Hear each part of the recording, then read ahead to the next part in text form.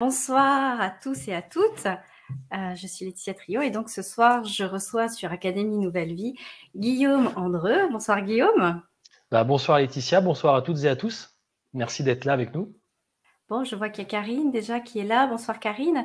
Alors, je vais vous demander comme d'habitude avec le chat de bien vouloir nous dire si vous nous entendez bien, si vous nous voyez bien, qu'on puisse avoir un petit retour avant de démarrer. Ok, donc il y a Paul qui dit qu'il nous entend très bien.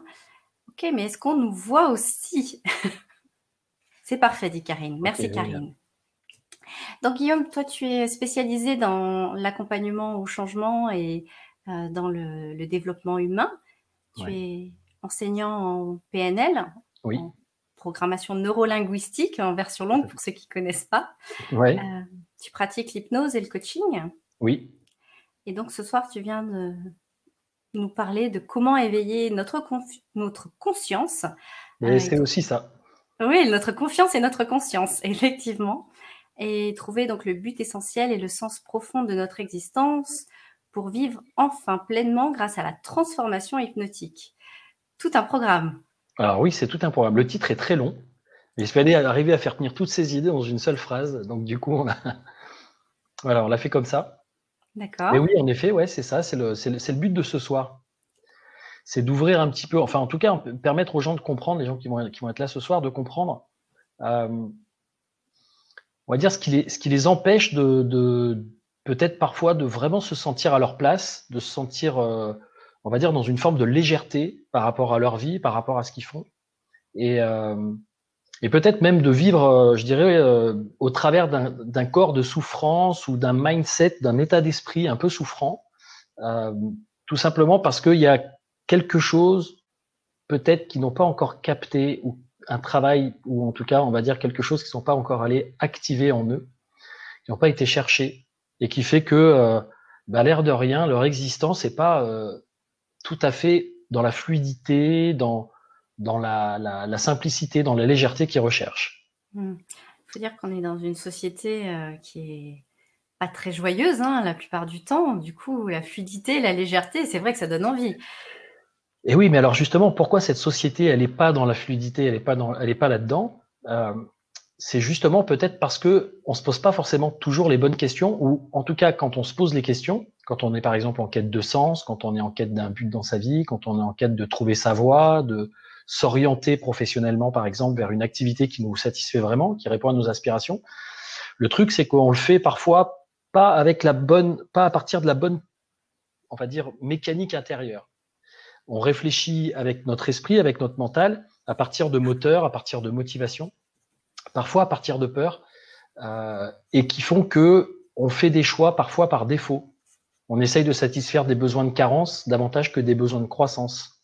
Euh, on, je vais vous expliquer un petit peu tout ça, mais l'idée c'est que on nous a pas toujours donné le mode d'emploi de notre système et comment faire pour que à l'intérieur de nous les choses se resynchronisent, deviennent cohérentes, et que d'une certaine façon, que ce soit dans notre corps, dans notre cœur, dans notre tête, dans notre énergie, dans notre vibration, on ait le sentiment que tout s'aligne en fait, que tout se met en phase, et que la vie du coup est également en phase. C'est-à-dire qu'on se retrouve en phase avec notre vie, en phase avec les rencontres qu'on fait, en phase avec les choix qu'on fait.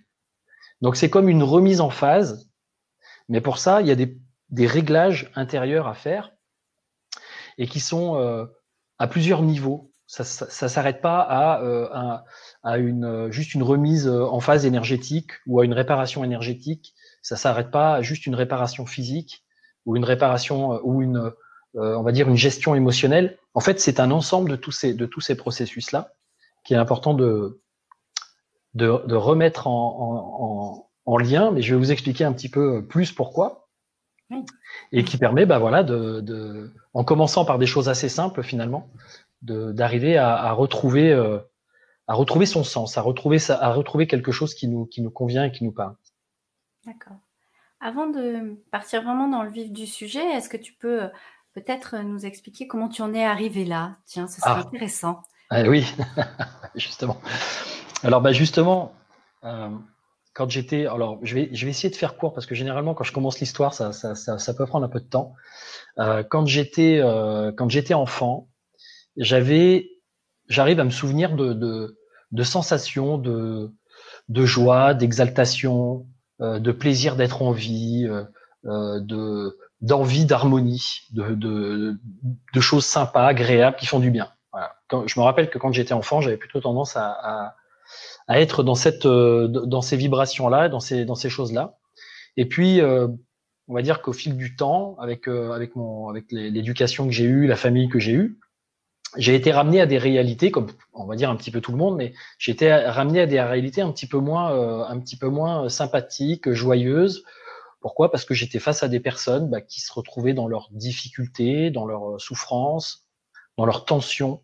Euh, J'étais avec des parents qui vivaient une relation qui était, au moment où moi je suis arrivé au monde, qui était pas forcément la plus harmonieuse possible, et même sur un plan financier, enfin sur plein d'aspects, il y avait des choses qui faisaient que, en fin de compte, au fil du temps où j'ai commencé à prendre conscience de ma relation avec les autres et de l'existence des autres et de comment ça se passait, j'ai eu le sentiment que je commençais un peu à déchanter. Et malgré tout, au fond de moi, il y avait comme ça une espèce de force, une énergie, quelque chose qui me disait de liberté, d'envie de rester libre dans ma façon de penser, de rester libre dans ma façon d'être et d'avancer. Et peut-être un côté un peu idéaliste. Et en fin de compte, face à toutes ces souffrances humaines que je voyais autour de moi, j'avais cet élan ou cette envie que ça s'arrange. Mais bon, dans une famille avec un esprit assez critique, avec un esprit assez rationnel d'une certaine façon, si j'ai vite été ramené à la vie, en fin de compte, les choses doivent être comme ci, comme ça, c'est pas facile, faut faire des efforts, les relations, attention, méfie-toi du monde, méfie-toi des autres, méfie-toi de pas te faire arnaquer. Enfin, il y avait tout un tas de peurs en fait, tout un tas d'inquiétudes qui m'étaient envoyées. Alors c'est un peu comme si tout ça, ça venait jeter des coups de froid comme ça sur quelque chose, sur une belle énergie qui avait juste envie d'être là et de rayonner.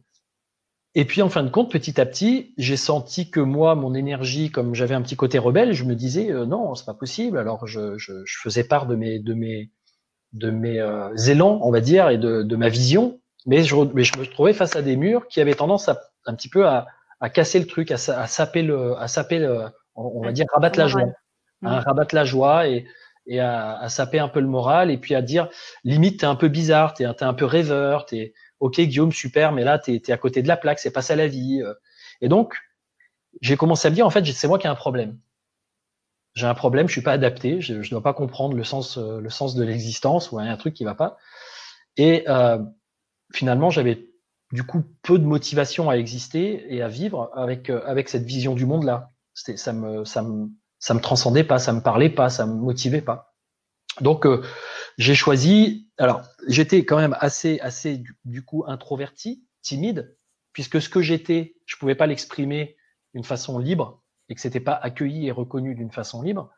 Donc j'ai commencé je dirais, à me regarder. Donc l'ego et la personnalité a commencé à se construire, à me regarder et à me dire bon quand t'es comme ça va pas, ça convient pas, etc., etc. Et j'ai commencé à essayer de me conformer, bien très difficilement, me conformer à ce qu'on me présentait comme étant la réalité, la vie et comment fallait être. Avec des gens assez directifs, avec des gens avec une vision assez directive, c'est comme ça la vie, avec de l'intelligence, mais très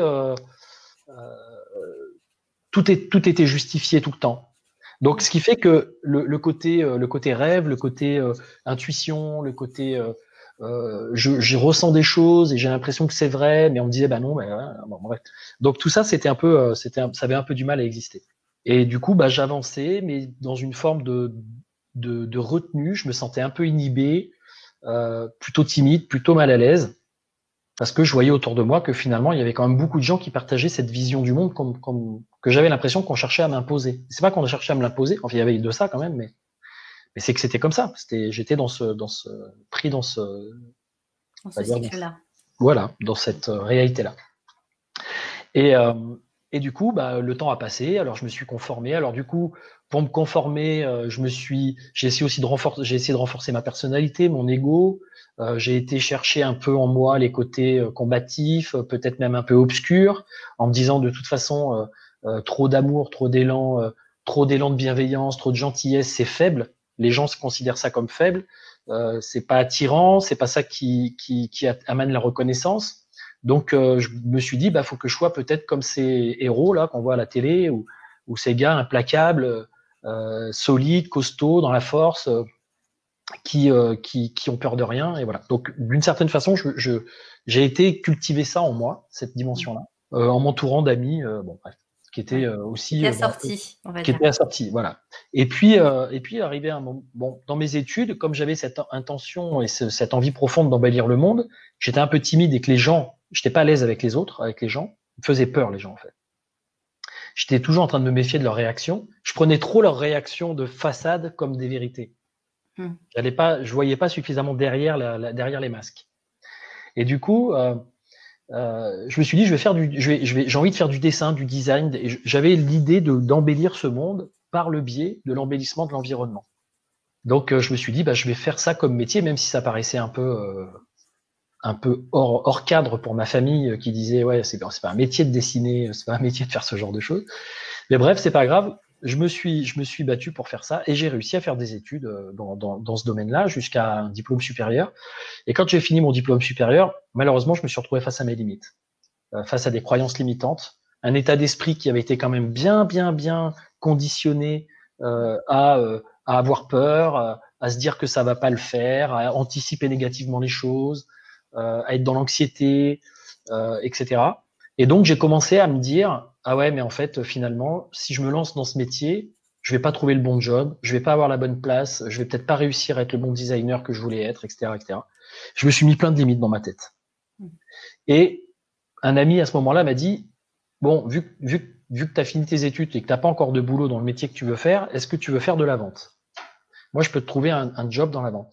Et là, je me suis dit, ouais, pourquoi pas? Parce qu'à la limite, je vais explorer une nouvelle dimension de moi-même. Je vais pouvoir exorciser ma peur des autres dans la vente. Je vais pouvoir développer plus d'assurance, on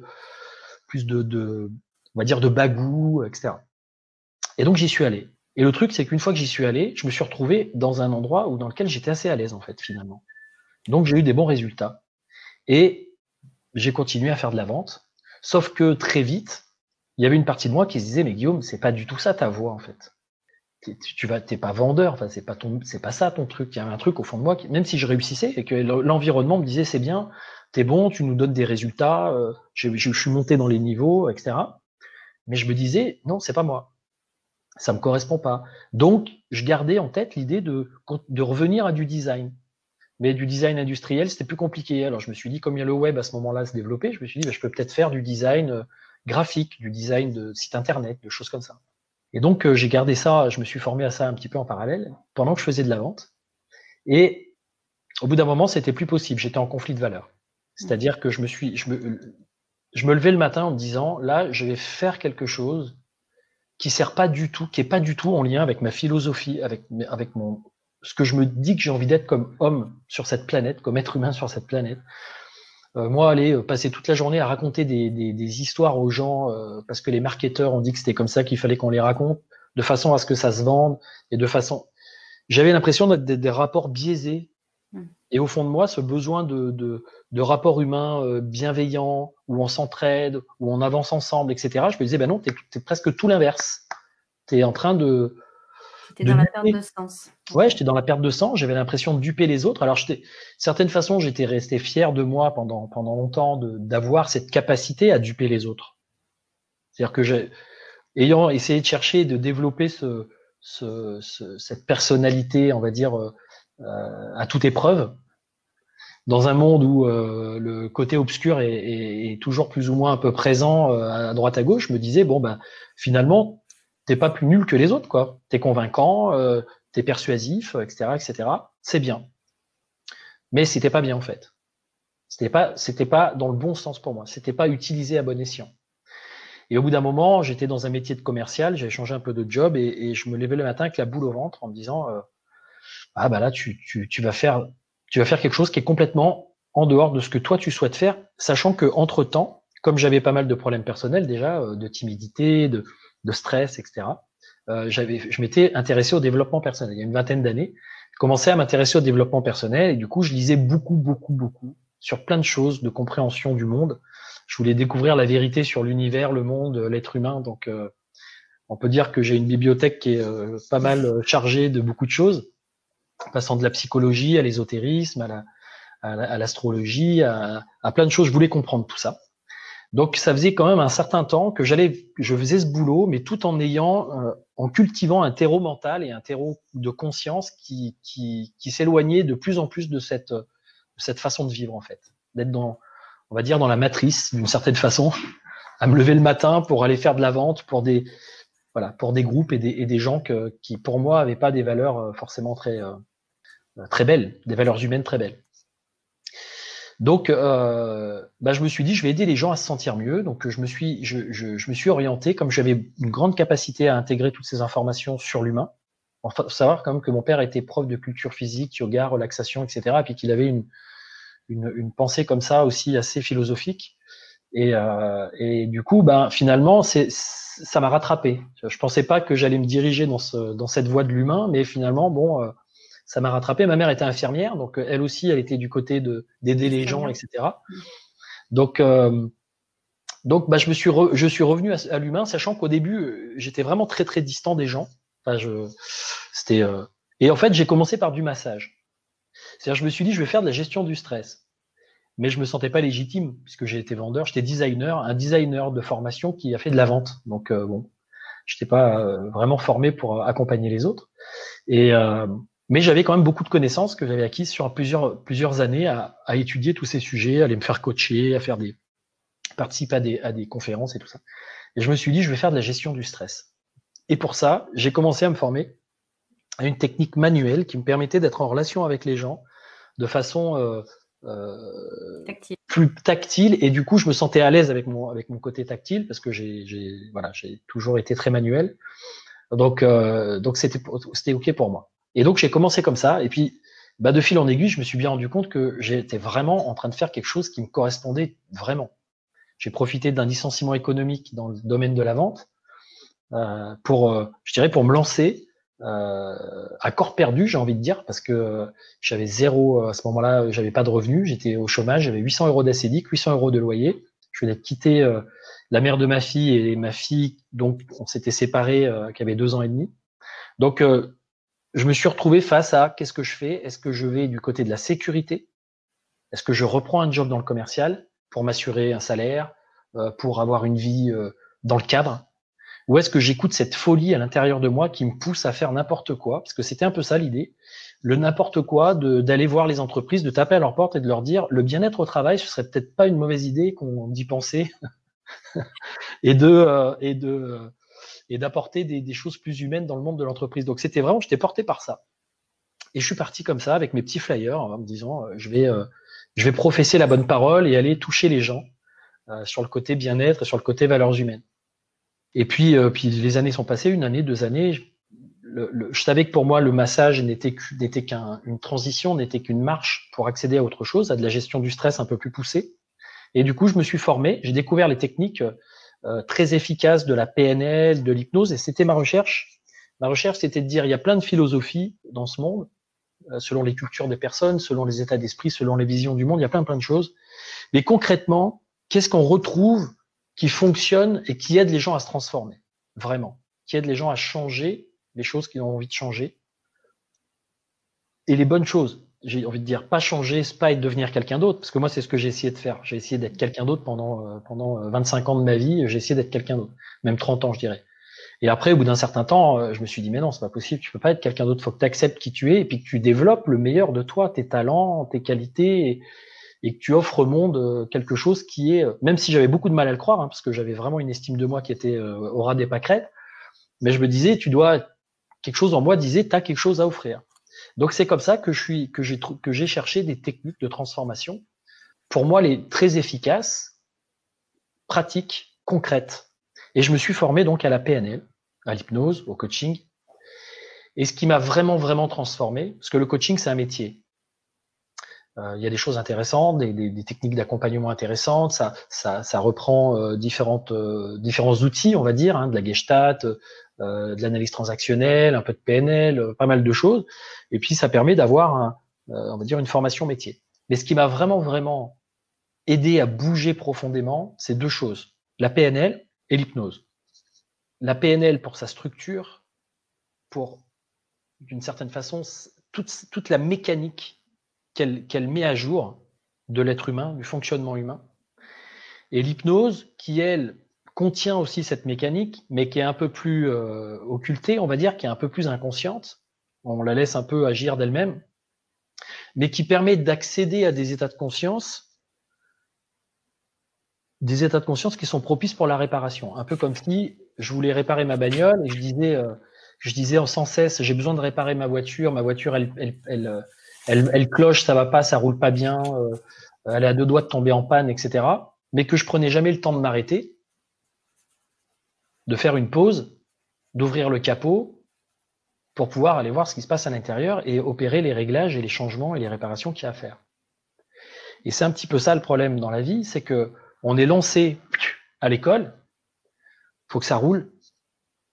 Ensuite, une fois qu'on est à l'école, on est en train de rouler à l'école, on se dit bon, oulala, attends, quelle direction je prends là? Je suis en 3e, je fais quoi? Je vais dans les études générales, je vais dans les études, mais on est toujours lancé à fond en fait. Et puis on choisit des études, puis on arrive au niveau du bac, qu'est-ce que je fais comme études supérieures, qu'est-ce que je veux faire comme métier vraiment, etc. Et on est toujours un peu à faire des choix, pas toujours, pas pour tout le monde, mais parfois on fait des choix par défaut, on fait des choix par dépit, on fait des choix parce qu'on n'a pas pu, comme moi, avoir les études à un moment donné que je voulais, j'étais obligé de faire autre chose. Une voie, on va dire, de garage. Donc, finalement, notre état d'esprit, notre mentalité occidentale, elle est sans cesse là-haut, dans l'esprit, dans le mental.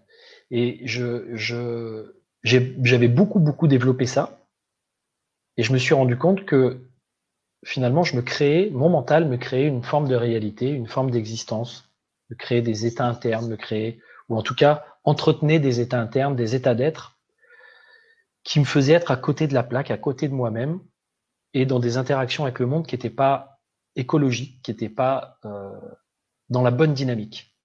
Donc c'était lourd, c'était contraignant, c'était souffrant. Pour aller mieux, il y avait j'utilisais des compensations, des récompenses. Donc, par exemple, l'alcool, pour me désinhiber un peu et sentir que j'accédais en moi à quelque chose de plus joyeux, de plus libre. L'alimentation un peu grasse, un peu sucrée, même trop, pour avoir quand même des moments de plaisir. La dépendance affective, pour pouvoir sentir quand même qu'il y a quelque chose qui se passe, etc., etc. Donc, j'ai traversé tout ça et je me suis petit à petit lancé dans le fait d'accompagner les personnes directement, de les enseigner et de les accompagner pour opérer les transformations. Les enseigner pour qu'ils puissent comprendre les mécanismes, qu'ils puissent du coup ensuite devenir leur propre auto-réparateur. On imagine une voiture qui part au Paris-Dakar, par exemple, qui veut faire un rallye, qui a pour objectif d'aller dans une certaine direction. À moins qu'on parte avec notre propre mécano, c'est pas plus mal qu'on ait quand même toutes les informations et qu'on sache nous-mêmes, on va dire, réparer les choses qui sont les plus importantes à réparer sur notre véhicule au fur et à mesure du trajet, parce qu'on peut se retrouver parfois seul face à nous-mêmes. Donc c'est un peu ça l'idée de la PNL et de l'hypnose, c'est d'avoir des outils et des techniques qui permettent de pouvoir s'orienter, de pouvoir savoir qui on est, de pouvoir savoir ce qu'on veut vraiment, de pouvoir se recentrer sur ses aspirations profondes, avoir des évidences, c'est-à-dire reconnecter à des évidences, reconnecter à des énergies et à des états d'être qui font que waouh, on a l'impression qu'on sort du marasme, qu'on sort du truc qui nous contraint, retrouver une forme de légèreté, de clarté, de lumière sur ce qu'on veut, et ensuite avoir les moyens d'atteindre les objectifs. Et est-ce que tu penses que c'est des choses qu'on peut pas faire par d'autres biais? Notamment, je pense tu parlais d'état modifié de conscience, du coup ça me fait penser à la méditation, qui certes c'est une voie plus longue, mais Alors, ce qui est intéressant avec la méditation, c'est que ça rejoint la PNL et l'hypnose sur le fait que on va utiliser les états de transe. La méditation, c'est un état de transe. Un état de transe qui nous permet de rentrer, d'avoir une conscience plus éveillée, d'avoir une meilleure conscience de nos ressentis. On va pouvoir rentrer plus en profondeur dans la dynamique de nos ressentis. Qu'est-ce qui se cache derrière cette peur? Qu'est-ce qui empêche cette joie? Et on va pouvoir se rendre compte que notre système de pensée, de représentation, nos perceptions et tout ça, notre dynamique corporelle, en réalité, elle est souvent à 90-95% très inconsciente et que on est un petit peu manipulé par ces mécanismes-là et par cette dynamique, je dirais, qui est un petit peu lancée comme ça en autonomie. La méditation, elle permet de pouvoir dire stop, je reviens, je me ressens sur moi, je respire, je me mets en pleine conscience de ce qui se passe dans mon corps. Mais après, ça dépend de la technique de méditation qu'on utilise. Il y a des techniques de méditation qui permettent une transformation. Logiquement, elles sont faites pour ça. L'avantage aussi donc c'est une voie, et moi je l'utilise. Je propose aussi aux gens de faire appel à cet outil de la pleine conscience. D'accord? L'avantage qu'il va y avoir avec l'hypnose et la PNL, c'est qu'on va on va comprendre des principes de fonctionnement et de la psychologie, je dirais, occidentale, en lien avec le monde, avec la vie et ce qu'on vit aujourd'hui et le monde dans lequel on se trouve, les relations humaines, la communication. Il y a tout un tas de paramètres dans ces techniques qui vont nous permettre d'aller opérer la transformation plus vite. C'est pour ça que j'aime bien parler de transformation de conscience. Je me suis formé, j'ai eu des formes mentales, j'ai des formes émotionnelles, j'ai une forme physique, j'ai envie de dire, qui parfois m'empêche de me sentir à l'aise, d'être clair sur ce que je veux, de sentir une forme d'assurance, de certitude, de confiance sur ce que je vais faire, et qui fait que soit ma tête, elle manipule des idées, des peurs, des craintes, des croyances limitantes, etc. Soit mes émotions et mon corps et mon système émotionnel et énergétique me fait ressentir des états, des sensations et des choses qui sont limitantes, qui sont bloquantes, qui sont contraignantes, contractantes, plutôt couvrantes et boostantes, on va dire. Et parfois, j'ai mon corps qui est là, lui, lourd, fatigué, tendu, malade parfois. Et tout ça, c'est une dynamique, bien évidemment, c'est toute une dynamique qui fonctionne ensemble. Il n'y a pas le mental, les émotions et le corps, tout ça, c'est relié. Mais ce qui est intéressant, c'est de pouvoir mettre en conscience de la dynamique, de la mécanique, mettre en lumière ces mécaniques et ces dynamiques intérieures, aller réagencer et utiliser à l'intérieur de nous les ressources, les choses en fait qui sont censées nous aider, mais qu'on oublie d'utiliser à l'intérieur de nous. Il y a des parts de nous qui sont restées dans le passé. Par exemple, j'ai des accompagnements en ce moment assez, c'est marrant parce que c'est peut-être la période du printemps et de la pleine lune. En ce moment, j'ai des accompagnements individuels avec des gens qui d'un coup, dans l'accompagnement, dans une, on va dire, introspection, se revoient jeunes. C'est assez souvent, ça se passe. On est sur qu'est-ce qui t'empêche d'aller de l'avant, qu'est-ce que tu veux faire, etc., etc. Et puis quand on rentre un peu dans le truc, on se rend compte que, ah ouais, je sais pas, je me revois petite fille, je me revois petit garçon, je me revois dans telle circonstance.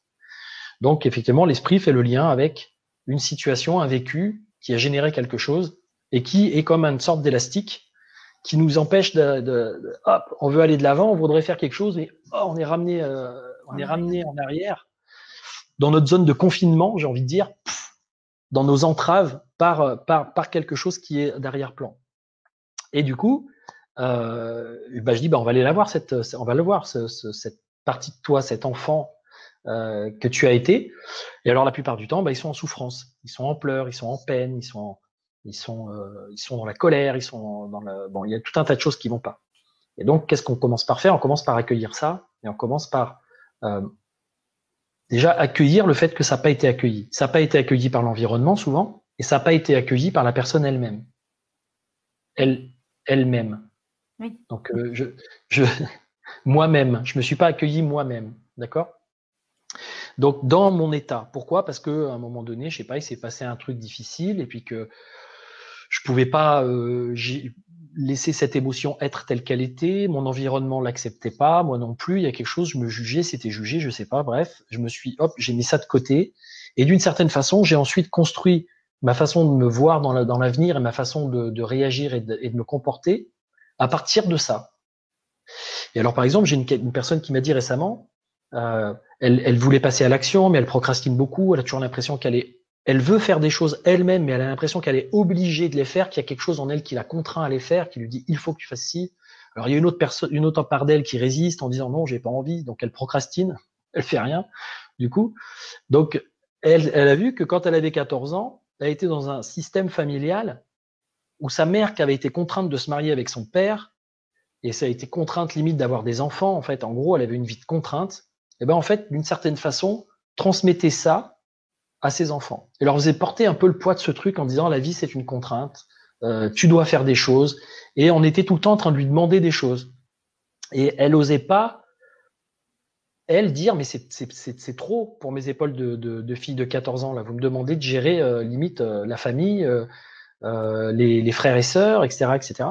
Donc, elle s'est sentie prendre un poids et elle n'a pas osé l'exprimer parce qu'elle n'a pas voulu faire souffrir sa mère. Donc, il y avait une part d'elle qui souffrait, qui criait, qui était en colère, qui pleurait, de se dire la vie, elle est dure, je suis en souffrance, c'est compliqué pour moi. Donc, elle a accueilli cette part. Et en accueillant cette part, au bout d'un moment, elle a fini cette part par se rendre compte en fait qu'elle devait se détacher de ça et qu'elle pouvait vivre à sa façon. Et là, qu'est-ce qui s'est libéré derrière? Qu'est-ce qu'il y avait derrière ça? Parce que souvent derrière nos tensions, nos peines, nos pressions, en fait, il y a une lumière, il y a une énergie positive qui cherche à exister, mais qui est contrariée. Comme elle est contrariée, ça crée de la douleur. Si j'ai envie d'aimer quelqu'un et que je lui dis je t'aime et que cette personne, elle me dit ah bah pas moi et qu'elle me rejette, je vais reprendre un retour d'énergie qui va faire une grosse douleur, une déflagration à l'intérieur. Ben là, c'est pareil, il y a ce type de déflagration et de douleur qui viennent se cristalliser, qui viennent nous plomber en fait. Et après, on a de la peine à exister, on a de la peine à être. Et là, dans cette vision, elle s'est retrouvée avec d'un coup, comme si tout ça, ça se libérait. Et elle me dit, mais je suis contente. Elle me dit, j'ai une joie, j'ai pas été contente comme ça depuis plus de 20 ans. Elle était dans sa joie, elle disant, mais en fait, je peux faire ma vie comme je veux. Peux me sentir totalement libre de ce que je fais. Je peux faire les choses en lâchant prise. Bref, il y a eu toute une résolution qui s'est faite et qui fait que derrière, elle me dit, Guillaume, je crois que là, pour l'instant, on verra plus tard, mais je crois que je vais arrêter les accompagnements pour l'instant parce que ça y est, je sens là que je peux y aller toute seule. J'ai qu'une envie là, c'est de m'envoler vers ma vie, quoi. Donc voilà, il y a quelque chose qui se libère, un peu comme si on enlevait un vieux corps qui s'était un peu perdu en cours de route, qui s'était un peu plombé en cours de route, pour réaccéder en fait à une espèce d'énergie de vitalisation et quelque chose qui rayonne et qui nous amène dans la bonne direction, qui nous amène dans la voie qui nous convient. Voilà. Alors, on a une intervention dans le chat de Paul qui disait dans la méditation, en fait, c'est une méthode qui n'est pas interventionniste comme l'hypnose ou la PNL. Tout à fait. C'est pour ça que je disais que c'était complémentaire. On est sur des états de transe, on est sur des perceptions internes, sauf qu'avec l'hypnose, on va guider, selon le type d'hypnose, on va guider la personne dans ses ressentis, dans sa réflexion, dans la connexion à ses représentations, etc. Il va y avoir quelque chose où on va accompagner l'autre là-dedans, où la personne va s'auto-accompagner si elle utilise l'auto-hypnose. Dans la méditation, il y a quelque chose qui se fait de soi-même. Il y a une observation, il y a on va être dans l'accueil de ce qui se passe, on va laisser les choses se transformer, on va prendre connaissance d'une certaine façon de soi, d'une façon différente. Mais parfois, méditer ou la méditation ne permet pas certaines transformations. Moi, j'ai des gens que j'accompagne avec de l'hypnose ou de la PNL, ça fait 10 ans qu'ils font de la méditation. Ils ont toujours le même problème. Alors, ils ont relativisé, ils ont une façon de se recentrer sur eux-mêmes, ils ont une façon ça apporte plein de choses positives, mais il y a certains types de difficultés qui n'ont pas forcément été traitées par la méditation. La méditation, c'est pas alors à moins que la personne vraiment soit très très bonne et beaucoup de pratiques, etc. C'est pas toujours, on va dire, l'outil qui permet de pouvoir tout traiter. Comme la PNL n'est pas l'outil qui permet de tout traiter, comme l'hypnose n'est pas l'outil qui permet de tout traiter, comme le Reiki n'est pas l'outil qui permet de tout traiter. En fait, il y a pas, ce sont des façons d'aller aborder l'être humain dans ses différentes dimensions d'une façon différente. Et tout ça, ça peut se conjuguer. C'est pour ça que moi, je propose dans mes accompagnements, et notamment à travers d'un certain nombre d'ateliers que je fais en ce moment avec Académie Nouvelle Vie, de combiner en fait des approches, de les mettre les unes avec les autres, de faire des additions plus que des soustractions. Parce que l'idée des personnes, la plupart du temps, c'est qu'elles vont faire des soustractions ou des divisions.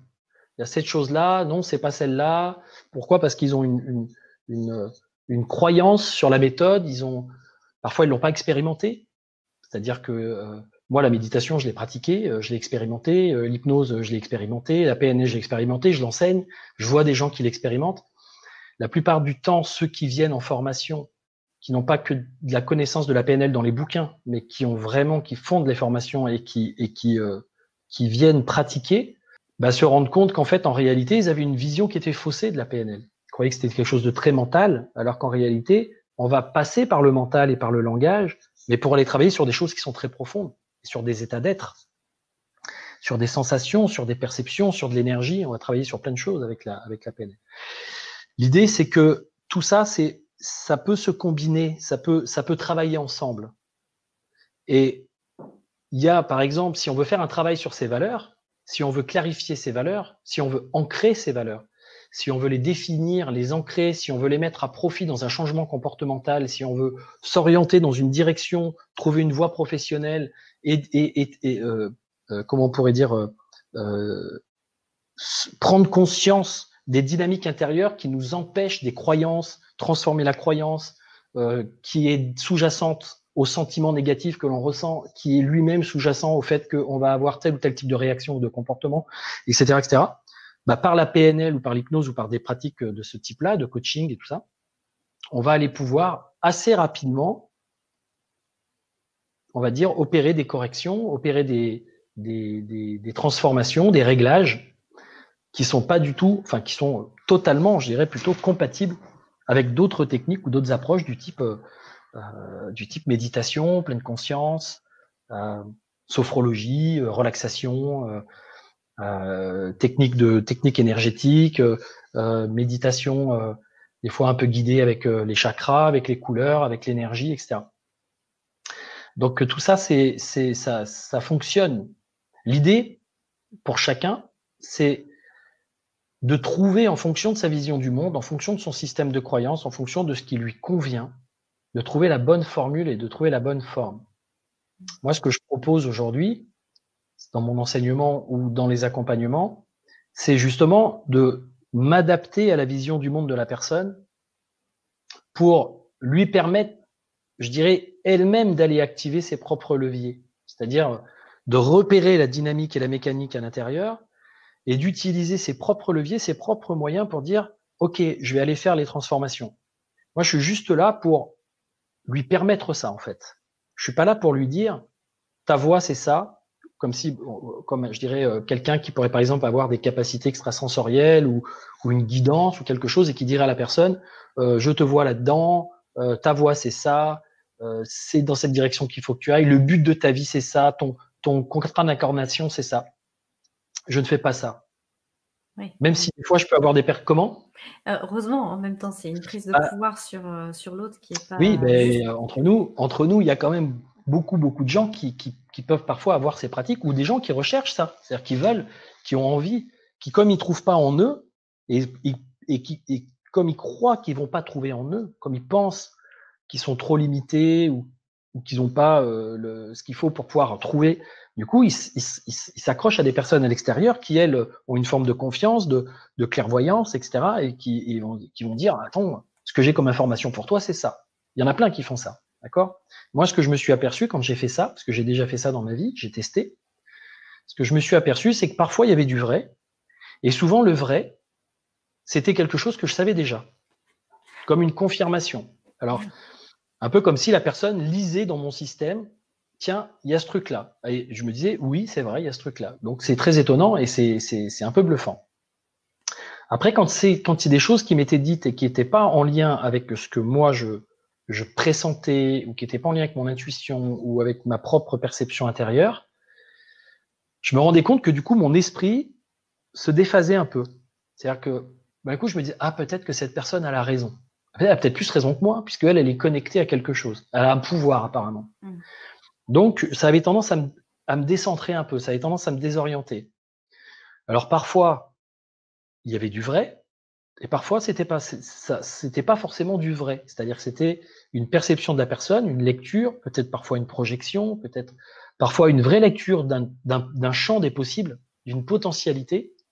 Mais comme on a du libre arbitre et comme on a la possibilité, d'une certaine façon, de changer le cours des choses pour que ça prenne une forme différente, au bout d'un moment, je me suis dit, la seule chose dont je suis certain, c'est que je suis, moi, le créateur de ce qui va m'arriver. C'est-à-dire, je suis celui qui trace mon destin, ma destinée.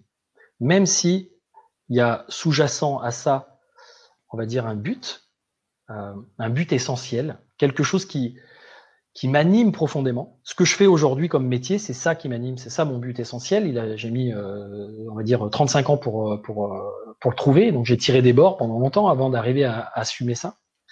Et l'idée, c'est qu'aujourd'hui, mon job, c'est ça, c'est d'aider les personnes à trouver leur but essentiel, c'est-à-dire quelque chose qui va vraiment profondément les nourrir, activer leur essence. C'est-à-dire que quand on trouve son but essentiel, ça donne du sens déjà, ça donne du sens à ce qu'on a vécu, ça nous permet de revoir notre existence et ce qu'on a vécu comme un chemin nécessaire, un chemin utile avec des apprentissages, avec des défis, avec des obstacles qui sont en réalité peuvent être transformés en opportunités. Même s'il y a eu de la souffrance, parfois elle est utile à la personne pour d'une certaine façon transcender ça, transformer ça et donner une forme à sa vie, à sa destinée, à ce qu'elle va faire, qui soit en adéquation avec son vécu. Et à partir du moment où il y a du sens, on va dire une direction qui se dessine, parce que comme j'ai vécu ça, je sais que j'ai certains talents, je sais que j'ai certaines facilités, je sais que tout ça, ça va se chercher, ça se construit, ça va se chercher surtout, ça va se révéler en fait. C'est surtout ça, ça va se révéler. En fait, le truc, c'est que c'est comme si on avait un peu tous les Lego. C'est un jeu de Lego qui devient de plus en plus conscient, d'accord. À l'intérieur de soi, il y a tous les éléments, il y a toutes les pièces, mais sauf qu'elles sont pas agencées. Il y en a certaines qui sont laissées de côté, comme cette fille dont je parlais tout à l'heure qui avait oublié cette part d'elle. Elle s'identifiait plus du tout à cette part d'elle joyeuse, légère, etc. Depuis 20 ans, elle avait oublié ça. Et d'un coup, elle se dit, mais c'est moi ça. Elle se réidentifie à une dimension d'elle-même qu'elle avait occultée, qui était mise de côté. Il fallait qu'elle soit sérieuse, il fallait qu'elle bosse. Et en même temps, qu'est-ce qu'elle faisait le week-end et le soir? Elle va voir des amis, elle boit, et comme ça, elle devient faux folle et elle s'autorise à laisser une partie d'elle exister, mais que parce qu'il y a l'alcool qui le permet. Sinon, le reste du temps, elle s'inhibe. Elle s'inhibait et elle se mettait dans un système. Donc là, l'idée, c'est pareil. C'est comment découvrir ça dans sa mécanique personnelle, comment découvrir quels sont nos moteurs profonds, donc nos valeurs de fin, nos valeurs de moyens, quel est le niveau de conscience existentielle dans lequel on se trouve et vers lequel on tend, qui fait qu'à un moment donné, on a l'impression que notre vie jusqu'à présent, elle a été comme ça, on était dans un certain paradigme et que on sent qu'on veut tendre vers un nouveau paradigme. Il y a quelque chose en nous des états de conscience qui varient. C'est-à-dire que notre niveau de conscience veut monter, veut s'expandre, mais il y a des états de conscience qui parfois montent très haut, puis parfois redescendent très bas. Donc on est un peu comme ça. Est-ce que tu ne penses pas justement que ces changements d'état de conscience, c'est pour nous faire une expérience? Ouais, tout à fait, c'est exactement ça. Donc c'est très bien, sauf que pour moi c'est utile, c'est-à-dire que la personne qui par exemple un jour dans une méditation va avoir on va dire une connexion à l'amour, une connexion à l'univers ou à la reliance des choses, etc. Puis il va se dire oh, mais en fait tout est relié, etc. C'est une prise de conscience. Son état de conscience va se modifier, sa vibration va monter. Sauf que potentiellement, une fois qu'elle va être là-haut, son mental en fait va vouloir s'approprier ce truc-là et se dire waouh, c'est génial ce truc-là. Tu devrais pouvoir le vivre plus souvent. D'ailleurs, tu devrais même, dans l'idéal, pouvoir être comme ça tout le temps. Donc, il y a l'ego qui s'empare du truc, d'une certaine façon. Et hop, la personne, qu'est-ce qui se passe? Évidemment que c'est évidemment pas simple de conserver un état de conscience comme ça, parce que cet état de conscience, il est arrivé par un processus particulier de méditation, par exemple, ou je sais pas, une musique, un truc. Donc, il y a eu tout un tas d'éléments à l'intérieur, de stimulations particulières qui ont fait apparaître cet état-là. Et demain, quand je fais mes courses à la grande surface, c'est d'autres stimulations qui sont là. Ça va agir sur mon épigénétique et sur mon système nerveux d'une façon différente. Et ça va être plus compliqué pour moi de conserver cet état d'amour vis-à-vis de l'humanité. Si y a des personnes qui me bousculent avec mon chariot, ou s'il y a la queue à la caisse, alors qu'est-ce qui se passe? Je vais avoir une partie de moi qui va être un peu en dissociation ou en conflit, parce qu'il y a une partie de moi qui va dire ah ouais non mais quand même l'amour, etc., etc. Et puis il y a des réactions, on va dire instinctives, des habitudes de réaction que j'avais avant, qui vont arriver et puis qui vont me faire râler, ou qui vont me faire juger l'autre, ou qui vont me faire limite avoir envie de le bousculer ou de lui passer devant parce qu'il m'est passé devant, enfin j'en sais rien, bref. Et en fait, je vais m'observer et je vais me dire mince, mais qu'est-ce que je fais là?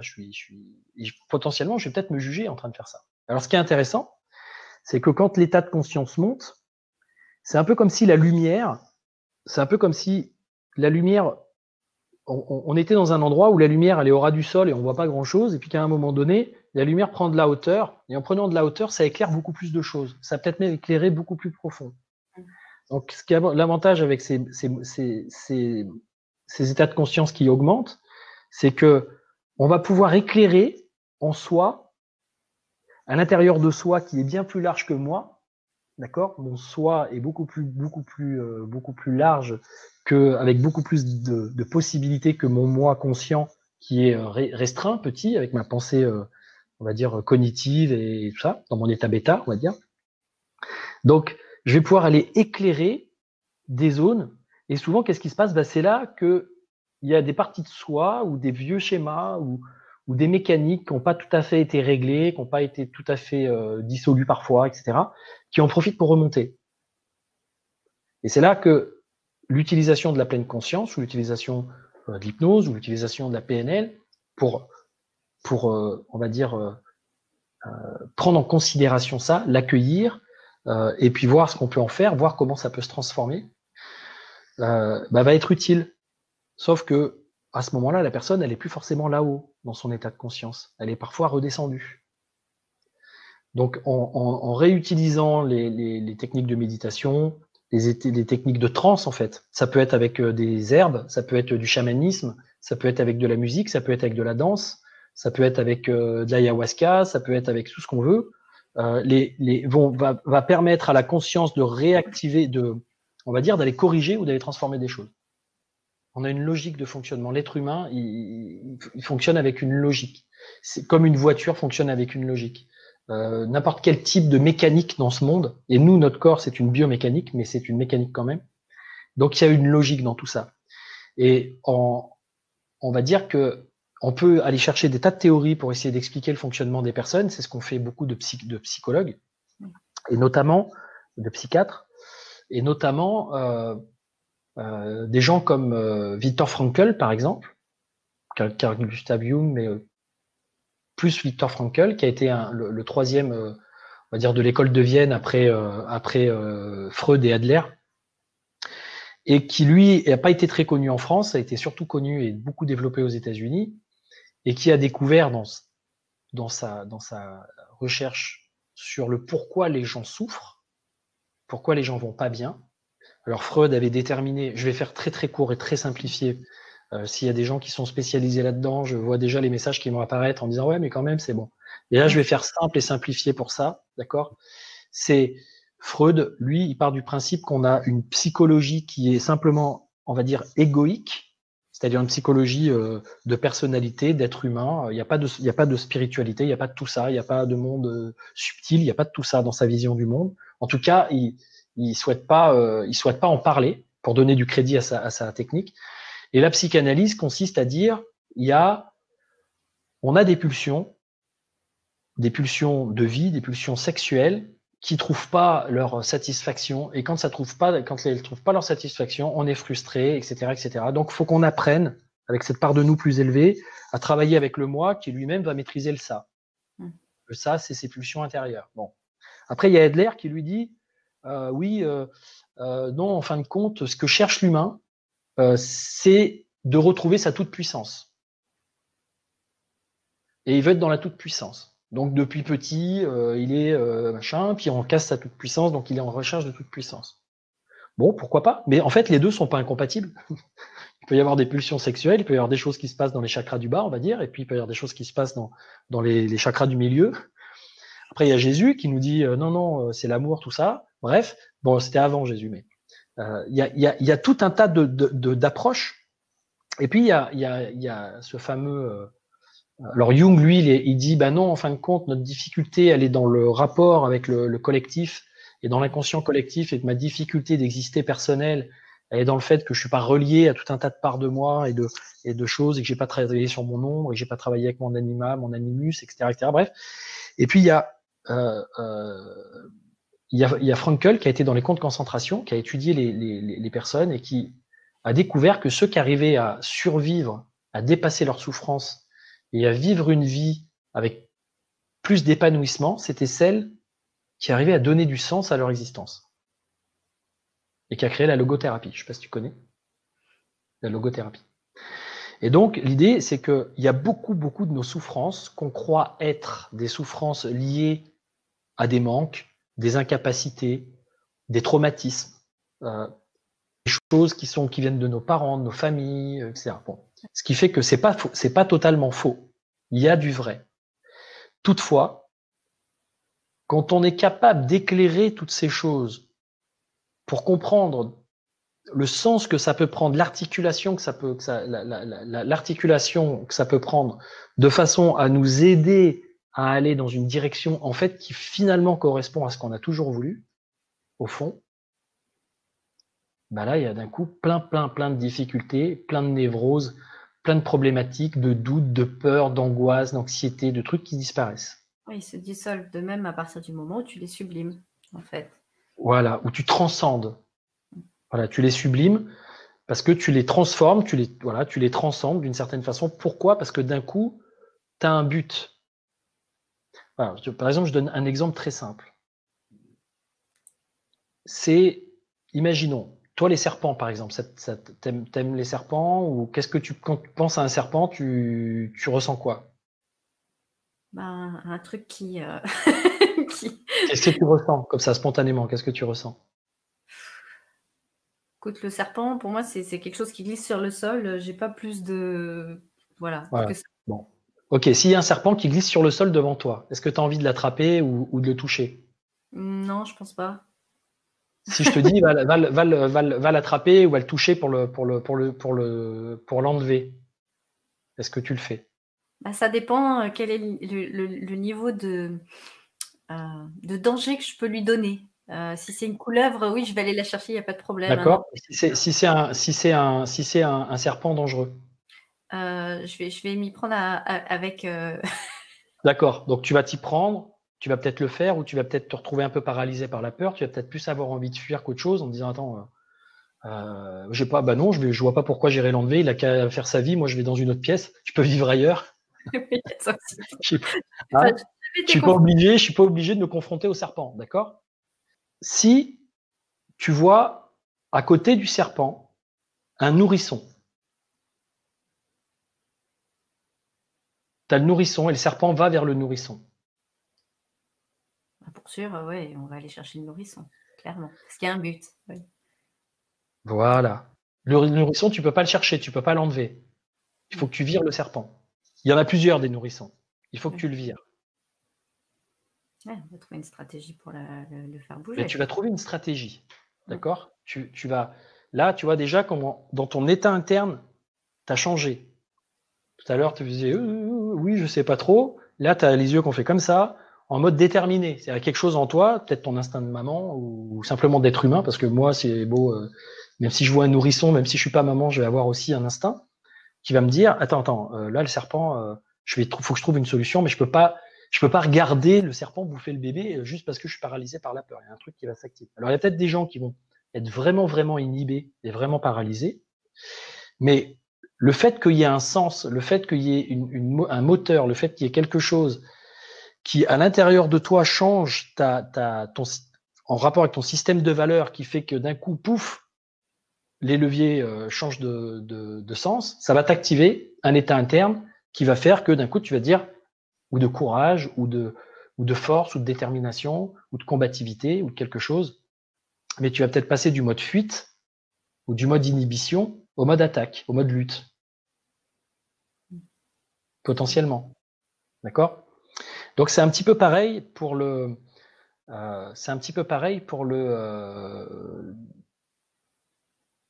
pour les difficultés qu'on rencontre dans notre existence. Si d'un coup on trouve un sens plus élevé, un sens plus grand, c'est pour ça que je parle aussi dans ce truc de karma et de dharma. Dans la tradition hindouiste, dans la tradition bouddhiste, le karma, c'est la loi de cause à effet, le principe de cause à effet qui fait que ce qui a été fait, d'une certaine façon, va te revenir à un moment ou à un autre, que ce soit émotionnel, comportemental, etc., va te revenir à un moment ou à un autre, parce que ce que tu as fait, tu dois d'une certaine façon le défaire. Pour neutraliser. Donc, le neutraliser, ou en tout cas faire que bon. Il y a une autre possibilité pour transcender son karma, qui est plutôt que de l'épurer et de corriger ses comportements en permanence et de corriger ses émotions en permanence, c'est de rentrer dans son dharma. Son dharma, le dharma, c'est, pour faire court, le but de la vie, le but de l'existence.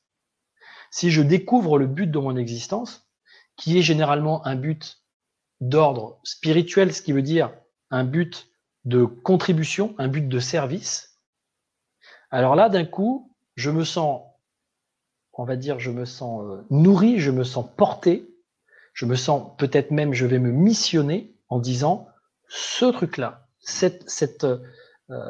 cette cause-là, j'ai envie de la défendre. Ça me donne un but essentiel pour moi. Alors parfois, il y a des gens, pour donner un exemple, qui malheureusement le font par accident. Il y a plusieurs exemples. Par exemple,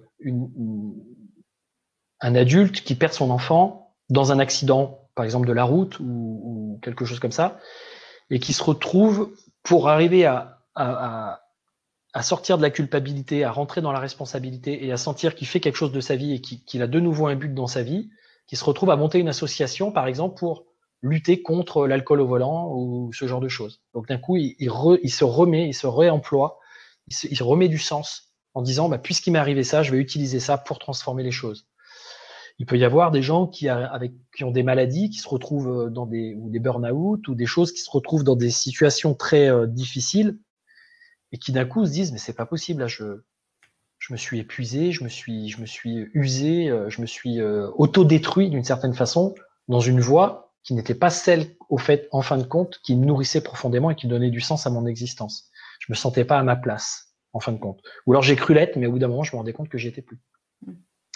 Donc, et j'ai pas su réorienter parce que j'étais pris par des besoins de sécurité, par un confort, par on va dire une zone de confort ou une zone de sécurité qui fait que j'ai pas osé à un moment donné, hop, quand j'ai senti que ça allait pas, j'ai perduré là-dedans. Ça peut être des gens qui vivent des expériences de mort imminente et qui, expérience de mort imminente, peu importe la réalité de cette expérience, ce qu'elles vivent à un moment donné, c'est un genre d'examen de conscience, se retrouvent face à leur vie et elles se retrouvent face à l'amour ou au non-amour, certaines façons qu'elles ont su donner, qu'elles ont su partager dans leur vie. Et donc, d'une certaine façon, quand elles reviennent avec une conscience différente. Alors, quand elles choisissent de revenir, c'est bien parce que du coup, elles se mettent à se dire, je vais changer ma vie et je vais servir le monde d'une certaine façon. Ça peut être en faisant des pains au chocolat. Hein. Ça peut être non, mais tu vois. Parce qu'il y a beaucoup de gens aider le monde, ils ont une vision très limitée. C'est peu importe, ça peut être élever ses enfants, c'est-à-dire ça peut être un homme qui était dans le fait de s'être totalement investi dans son entreprise, au point d'oublier sa femme, au point d'oublier ses enfants, au point d'oublier sa relation, qui à un moment donné fait une crise cardiaque, pouf, expérience de mort imminente, il est sur le lit de mort, à un moment donné où son électroencéphalogramme est plat, il n'y a plus rien, et il est là et il se rend compte en fait qu'il s'est complètement gouré, qu'il a voulu aller vers une ambition, vers vers une réussite professionnelle, de l'argent, etc., mais qu'il en a oublié quelque chose d'essentiel, c'est ses enfants, c'est sa femme, c'est l'amour, c'est même peut-être vis-à-vis de ses employés, etc. Il revient et il se dit, bon, c'est pas possible, maintenant faut absolument que je change tout ça. Et soit il transforme son entreprise, soit il la revend, soit il fait autre chose, mais en général, il y a une transformation qui s'opère. Et cette transformation, elle est liée à une prise de conscience, souvent qui est faite par le choc, par la souffrance, plus que par la sagesse, comme on dit. Soit on change par la sagesse, soit on change par la souffrance, d'une certaine façon. Donc tout ça, c'est fait partie de l'expérience, comme tu disais tout à l'heure très justement. On vit, on avance, on fait nos expériences, on ne sait pas tout, on n'a pas toutes les connaissances.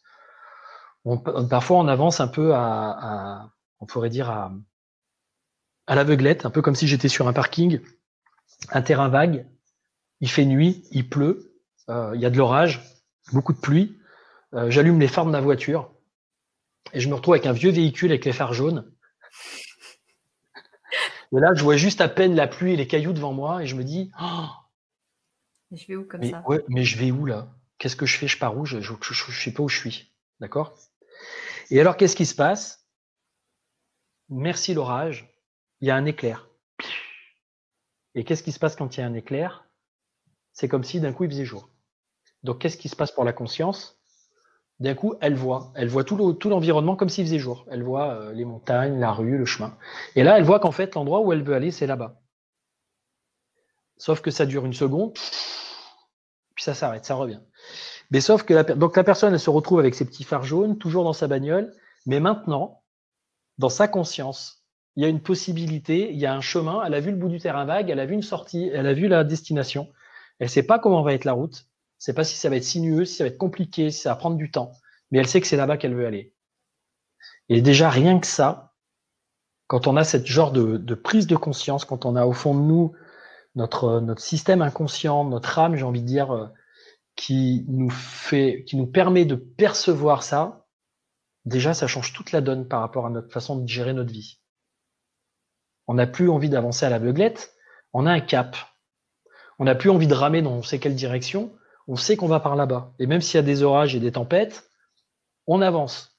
On s'arrête, on fait le point, on se recharge, on se ressource, etc. Mais on sait où on va. Donc ça, déjà, c'est un point ultra important. Et on sait où on va en fonction, si possible, de la compréhension de ce qu'on a vécu avant. Parce que si on le fait en mode... de toute façon, notre système, il le sait. Donc c'est ça qui est génial avec l'hypnose. C'est qu'en fait, on va aller activer à l'intérieur quelque chose qui sait pour nous, mais qu'on n'écoute pas assez, qu'on ne sait pas comment écouter, qu'on ne sait pas comment percevoir. Et c'est pour ça que j'utilise une technique d'accompagnement que j'ai peaufinée avec le temps, que j'avais apprise au départ en PNL, et puis après j'ai rajouté l'accompagnement hypnotique, etc., qui dès le départ, enfin, très vite, permet d'avoir cette fameuse vision éclairante, éclairée, inspirante, qui d'un coup redonne du sens et qui est aligné avec ce qui est à l'intérieur de nous. Sauf que ce qui est à l'intérieur de nous reste encore un peu inconscient. On sent confusément, intuitivement, que cette vision, elle est faite pour nous, que cette voie ou cette possibilité, c'est presque comme une évidence, comme une confirmation. On se dit, mais oui, putain, c'est ça. Et en plus, je le savais. Parce que souvent, du coup, voilà, c'est vraiment le truc, quoi. C'est je le savais, j'ai pas voulu l'entendre, enfin, les gens, la plupart du temps, c'est ça. Donc, du coup, là, il y a plus à ce moment-là la peur, les choses qui entravent, les élastiques. Là, c'est une technique qui permet de pouvoir dépasser ça. Donc, du coup, la personne, elle fait, waouh, ben j'y vais là. J'ai qu'une envie, c'est d'y aller. La plupart des gens, ils disent ça à la fin de l'accompagnement. J'ai envie d'y aller. Mais derrière, le mental, les habitudes, les croyances vont reprendre forme petit à petit. C'est un peu comme si on avait fait une ouverture dans la bulle du mental et du truc. On a vu le champ des possibles et on se dit ah ouais, mais c'est ça qui m'attend. C'est pour ça que je suis là. Je le sens depuis toujours. Et hop, ça se referme. Et on se retrouve face à nous-mêmes, à nos contraintes, à nos peurs, à nos croyances, à nos émotions négatives. Donc derrière ça, il y a un travail d'approfondissement de la mécanique, du système de valeurs, du système de croyances, du système émotionnel, pour régler tout ça en bonne intelligence et permettre en fait, d'obtenir les états internes qui vont générer les comportements de façon naturelle, spontanée, fluide, léger, qui vont nous faire aller là où on veut aller. Donc tout ça, c'est tout un processus. Alors, parfois, il y a, pour des personnes, ils vont se dire, ouais, mais moi, les croyances, tout ça, je n'ai peut-être pas forcément envie de travailler dessus, les valeurs, bon, pas mal. Mais en tout cas, dès le départ, ce qui est relativement génial, c'est de pouvoir avoir cette vision, en fait. La vision Elle est, éclairante dont tu parlais. la vision éclairante, elle est. Enfin, moi, je sais que j'accompagne. Là, ça commence à faire des milliers de personnes que j'accompagne avec cette technique, en séminaire, en conférence, parce que j'ai fait des conférences spécifiques là-dessus, des ateliers. J'accompagne des entrepreneurs, puisque je pars avec des entrepreneurs. Là, par exemple, dernièrement, on est parti 2 fois en Thaïlande avec des groupes d'entrepreneurs pour s'isoler, pour s'extraire du monde occidental et pouvoir se reconnecter au corps et pouvoir revenir à quelque chose de, on va dire, qui change notre état, notre état interne, donc qui change aussi notre état d'esprit. Et d'ailleurs, il y a une page là dans laquelle il y a la vidéo des témoignages, avec des témoignages de personnes qui ont vécu ça. Sur la page devant. Enfin, moi, déjà, quand je l'ai vécu, enfin, je l'ai pas vécu de cette façon-là, moi. C'est pour ça qu'après, je l'ai transformé parce que je me suis dit, on peut aller plus loin. Et à chaque fois que je l'ai fait vivre, il y a vraiment eu quelque chose qui a recadré, en fait. Même des gens qui ont déjà une vision. C'est-à-dire qu'il y a des gens qui ont déjà une vision, qui savent déjà ce qu'ils veulent faire, mais qui ont parfois l'impression de sentir que ça va pas, qu'ils sont pas bien, qu'ils savent pas trop pourquoi. Parce qu'en réalité, ils se sont pas rendus compte que dans leur activité, dans leur projet, dans leur choix, ils sont légèrement éloignés, petit à petit. Ça a dérivé légèrement par rapport à ce qu'ils voulaient. Et du coup, ils se sentent plus en phase. Ouais. Ils se sentent plus alignés. Et ils ont l'impression qu'ils ont fait des choix par défaut. Ah ouais, mais j'ai choisi de développer ce produit parce que ça me rapporter de l'argent. Mais en réalité, au fond, ce qu'ils voulaient au départ, c'était développer ce produit pour aider les gens, par exemple. Puis à la fin, ils se retrouvent à compter, je dirais, comptablement, est-ce que je fais des résultats, etc., à pas être bien, mais parce qu'ils ont simplement oublié le pourquoi profond pour lequel ils étaient censés le faire au départ. Et des fois, ils le font même plus pour ça. On a tous besoin, à des moments, vu que des fois, on avance un peu à l'aveuglette, un peu, en fait, je dirais qu'on est presque inconscient. C'est pour ça qu'on parle d'éveil de conscience là-dedans. Éveille ta conscience. Trouver le but essentiel et le sens, mais ensuite pouvoir le faire, le parcours, le cheminer. Et le cheminer, le truc, c'est que comme notre conscience se retrouve souvent limitée et aux prises avec ses limitations et avec ses croyances, avec ses jugements, avec ses critiques, avec ses difficultés, etc., et ben, c'est un peu comme si on se retrouvait un peu endormi sur le chemin, et puis qu'on se laissait un peu embarquer sur un bout de chemin qui est pas le bon, on se retrouve un peu perdu dans les bois, quoi. Et on se dit, mince, où je suis? 15 jours passent, 2 mois passent, 6 mois passent, et on se dit, mais mince, où je suis là? Oula, mais je suis pas du tout atterri là où je voulais, en fait. Je suis en train de m'enfoncer dans un truc lugubre, alors qu'en fait, au départ, je voulais arriver au sommet de la montagne. Et donc, cet exercice, il permet très vite de pouf, pouf, pouf, de recadrer, clac, et de se dire, mais c'est ça, en fait, ma voie et mon chemin, c'est ça. C'est un peu comme une espèce de GPS interne. Il y a Naïma qui pose une question et qui dit il existe tellement de thérapies. Est-ce qu'il existe un protocole de thérapie, 2 ou 3 adaptés pour sortir totalement d'un burn-out, des doutes, des peurs et des fragilités qui en découlent? Une espèce de programme, j'entends dans ce qu'elle dit, un programme en plus. Alors moi là, aujourd'hui, je suis pas spécialisé dans le burn-out. C'est pas le, je dirais que je pense pas il peut peut-être y avoir des gens qui ont mis au point des protocoles spécialisés pour ça, avec une dynamique de reconstruction, on va dire, de réparation, de reconstruction, de redonner du sens. Mais souvent, ce qui se passe après le burn-out, c'est que le système s'est un peu effondré, le système nerveux, le système hormonal, etc. Comme on dit, il a brûlé d'une certaine façon, il a cramé. Donc, il y a besoin déjà parfois de techniques physiques, de techniques physiologiques, de reconstituer le corps, les ressources du corps, l'énergie, etc. Parce que sinon, l'état d'esprit ne suit pas. En fait, un état d'esprit qui est sous contrôle ou sous pression ou qui est dans un corps qui a des limitations, qui est mal, qui fonctionne pas bien en termes d'énergie, ça circule pas, qui est intoxiqué trop, bah, il va pas fonctionner au top. Vous avez peut-être déjà dû constater. la différence d'état d'esprit dans lequel vous êtes après une bonne balade en montagne, ou après une bonne séance de sport, ou après une séance de yoga, ou après quelque chose de physique qui vous a redynamisé. Vous vous rendez compte que votre esprit il est beaucoup plus clair. Donc je pense que ça passe déjà par qu'est-ce que je fais avec mon corps. Alors souvent les gens qui ont fait des burn-out, ils sont hyper fatigués, qu'ils n'ont pas l'énergie de justement faire des choses avec le corps. Donc je pense qu'il y a des choses qui peuvent être complémentaires de la relaxation, des choses peut-être douces au départ, peut-être un peu réénergisantes, peut-être de la marche, des choses comme ça. Il peut y avoir peut-être des choses sur le plan des compléments alimentaires, de restructuration. Il y a sûrement des psychiatres et des médecins qui vont dire, et c'est important de les écouter, pas trop longtemps, parce que si ça dure trop longtemps, c'est qu'il y a un problème, mais en tout cas de les écouter, de dire il y a peut-être aussi des médicaments, des choses à prendre pour pouvoir aider le corps à s'en sortir, le système nerveux et tout ça. Et une fois que l'équilibre commence à revenir, bah là, il va y avoir une remise en question du système, de la façon, de mon système psycho-spirituel, on va dire. C'est-à-dire, qu'est-ce qui m'a amené dans le mur? Quels sont les comportements? Quels sont les types de pensées? Quelles sont les peurs? Quels sont les types de choses en arrière-plan qui ont fait qu'à un moment donné, je me suis retrouvé à m'engager sur cette voie, à être totalement embarqué dans cet élan-là et que j'étais droit au mur. Donc, il y a des remises en question à faire. C'est souvent des grands moments de transformation. Il y a beaucoup de gens qui remercient, que je connais. Moi, j'ai pas fait de burn-out. J'ai toujours cherché à échapper à ça. J'ai peut-être frôlé parfois des types de dépression, de choses comme ça, ou de déprime en tout cas, parce que au bout d'un moment, effectivement, on s'emmène aussi des fois hors de certaines limites. C'est la vie aussi, les résultats qu'on obtient. Enfin bref, tout un tas de trucs qui font que. Et j'ai toujours réajusté.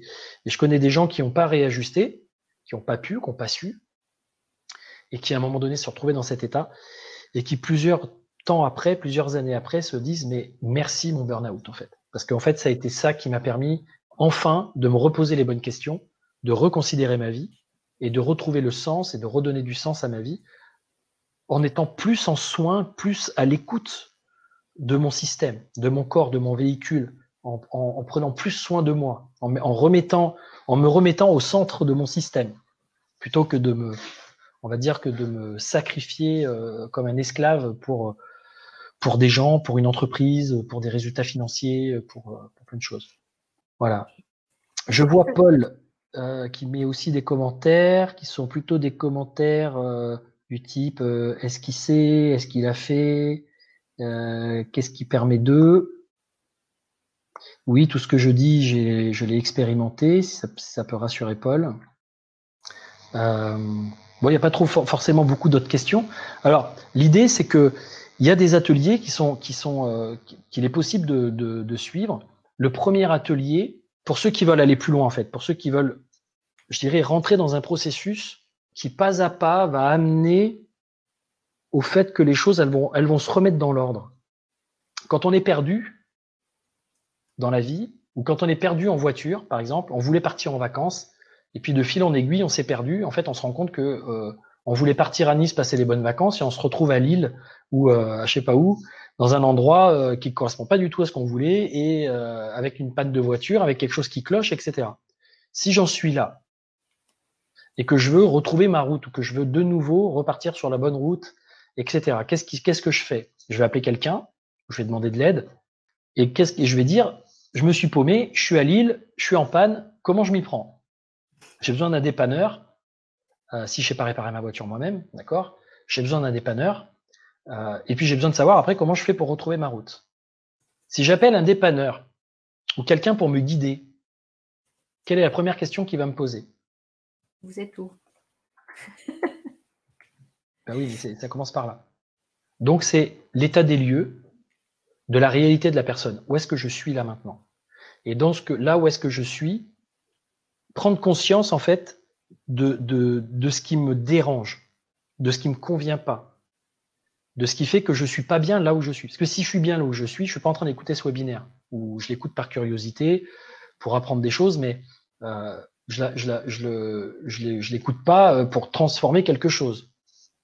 Donc l'idée c'est, je sens que je suis dans une forme de limitation en ce moment, je sens que peut-être je suis derrière un plafond de verre, j'ai l'impression que je pourrais aller plus loin mais j'y arrive pas, j'ai l'impression que qu'il y a quelque chose qui est fait pour moi, qui pourrait me faire me sentir à ma place, mais j'ai pas encore découvert vraiment quoi. J'ai pas vraiment confiance en ce que je crois. C'est-à-dire, je pense que c'est peut-être ça, mais j'ai pas confiance, j'ai pas de certitude, j'ai pas de confirmation, etc., etc. J'ai des doutes. Bref, l'idée c'est où est-ce que tu es, qu'est-ce que tu es en train de vivre, et surtout de mettre ça en conscience.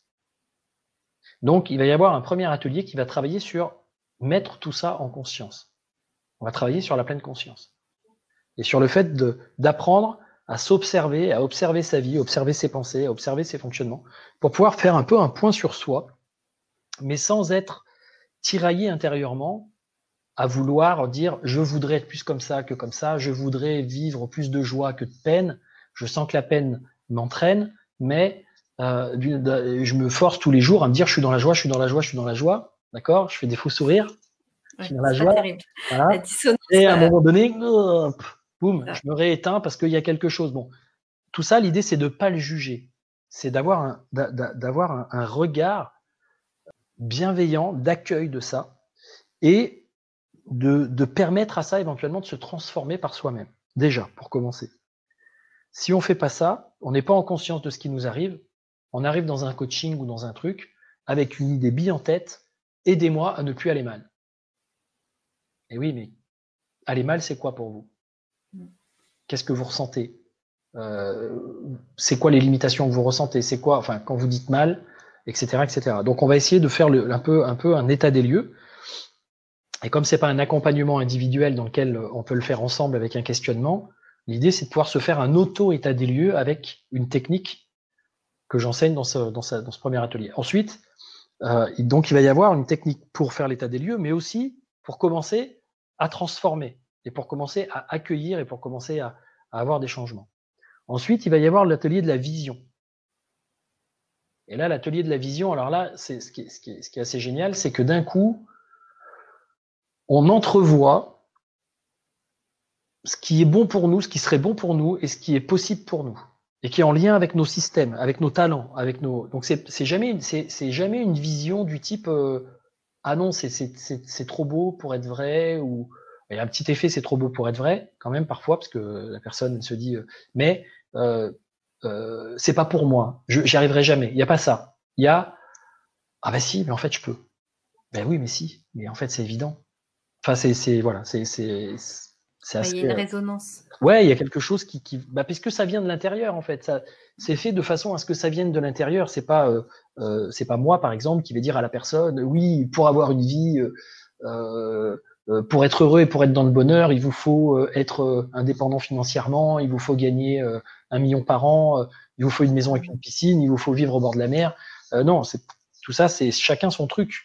Moi, il y a des gens qui vivent très bien avec un petit jardin, qui font pousser leurs carottes dans un endroit qui n'a rien à voir avec la mer.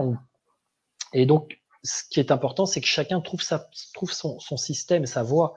Il y en a, ça va être de se mettre à des activités. Peut-être, il y en a certains qui disent, mais je vais me remettre à faire de l'art. J'avais arrêté ça, je me rends compte que c'est vital, c'est essentiel pour moi. Et en plus, j'ai des gens qui m'ont proposé dernièrement, ou qui m'en ont parlé, c'est marrant. Et en fait, tout se synchronise. Hein, c'est un peu ça le truc. C'est qu'il y a plein de choses qui ont été vécues, qui d'un coup reviennent en conscience en disant, ah mais oui, mais d'accord, je comprends. Et puis, il y a plein de choses qui se passent ensuite, qui, comme par hasard, se produisent après la vision et qui vont dans le sens de la vision, qu'on appelle des synchronicités. D'accord ? Donc, il y a déjà ce premier niveau-là, déjà, qui est génial. Quand on a fait ça, c'est bien. Après, il y a d'autres niveaux derrière, et notamment le deuxième niveau, où on va vraiment aller faire un travail en profondeur sur le système de valeurs.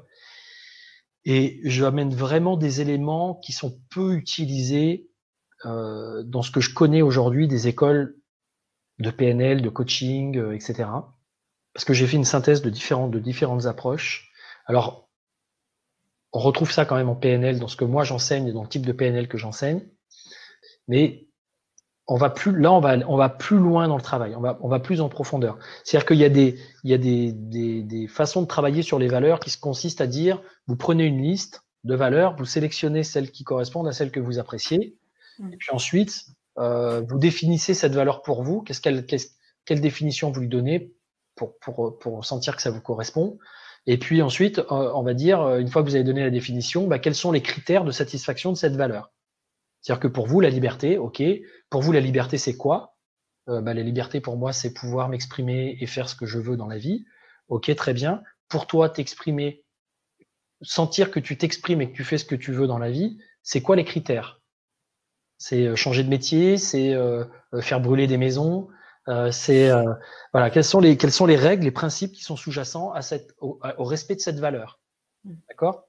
Donc ça, on le fait, mais on va beaucoup plus loin dans le fait d'aller activer et d'aller neurologiquement, je dirais neuroquantiquement, créer le lien entre la valeur, le moteur et la vision, et l'ancrer. C'est-à-dire, c'est comme si on activait l'essence et que d'un coup, on se sentait rempli de cette valeur. Ouais, rempli, comme s'il y avait du carburant en fait.